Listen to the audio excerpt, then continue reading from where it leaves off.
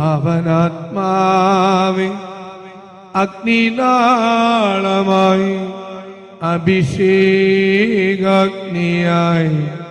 എഴുന്നള്ളുക. വരിക, വാഴുക. ആത്മാവിൻ മാധുര്യമേ, വെളിവിൻ കതിരേ, ആത്മാവിൻ തണുപ്പേ,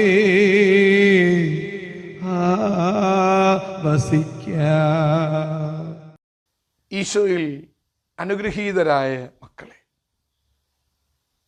നിർഭയം, ലജ്ജയില്ലാതെ ധീരമായി എവിടെയും നിലകൊള്ളാൻ എൻ്റെ എല്ലാ ശ്രോതാക്കൾക്കും സാധിക്കട്ടെ എന്നും അതിനുള്ള ഭുജബലമുള്ള കർത്താവ് കൂടെ സഞ്ചരിക്കട്ടെ എന്നും ആശംസിക്കും. സങ്കീർത്തനങ്ങൾ 21:7 കർത്താവിൻ്റെ കാരുണ്യം മൂലം അവൻ നിർഭയനായിരിക്കും. കർത്താവിൻ്റെ കാരുണ്യം നിമിത്തം, കാരുണ്യം കൊണ്ട് അവൻ നിർഭയനായിരിക്കും.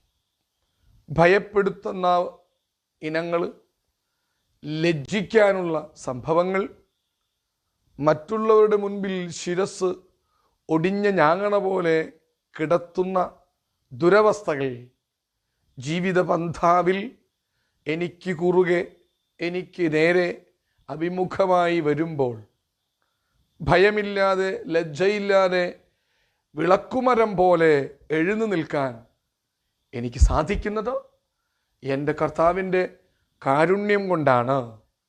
എന്നെ അറിയുന്ന അവിടുത്തെ പിതൃവാത്സല്യവും എനിക്ക് വേണ്ടി ചോര ചിന്താനും മരിക്കാനും തയ്യാറായ ആ വൈഭവമാർന്ന സ്നേഹം കൊണ്ടും പരിപാലനാഭാവം കൊണ്ടും എനിക്ക് ചുറ്റും മതിലും കോട്ടയും കെട്ടി നിൽക്കുന്ന കർത്താവിൻ്റെ കാരുണ്യം എന്നോടെന്നും ഉണ്ടായിരിക്കുമെന്നും അതാണ് എനിക്ക് നിർഭയമായി മുന്നേറാൻ, ജീവിക്കാൻ, നിലകൊള്ളാൻ, നിലപാടുകൾ എടുക്കാൻ സഹായകമാകുന്നത് എന്ന് ഞാൻ ഏറ്റുപറയുന്നു.